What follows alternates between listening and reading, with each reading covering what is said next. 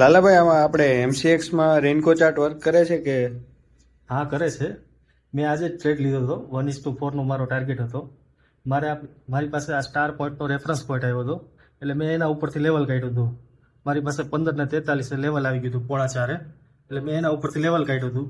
મારે અહીંથી સેલિંગ કરવાનું હતું. આ મારો ટાર્ગેટ હતો પહેલો. હા, એટલે મેં મારી પોતાની આ એન્જલમાં તમારી એન્ટ્રી બતાવી દઉં. મેં 4:20 મારો ઓર્ડર લીધો. 97,400 એ સેલિંગ કર્યું હતું. પછી 97,500 મારો એસએલ હતો, એટલે 100 પોઈન્ટનો એસએલ હતો. સામે પછી 6 વાગ્યાની આસપાસ મને ટાર્ગેટ મળી ગયું 97,000નું. એટલે મેં મારો એસએલ કેન્સલ કરીને ટાર્ગેટ લઈ લીધો. બરાબર, રેડી.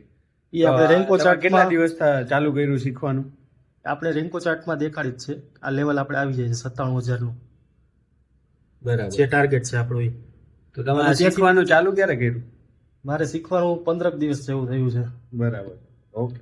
અને કેન્ડલ સ્ટિકમાં જોઈ શકી, પણ એમાં આપણે કન્ફ્યુઝિંગ વધારે થાય.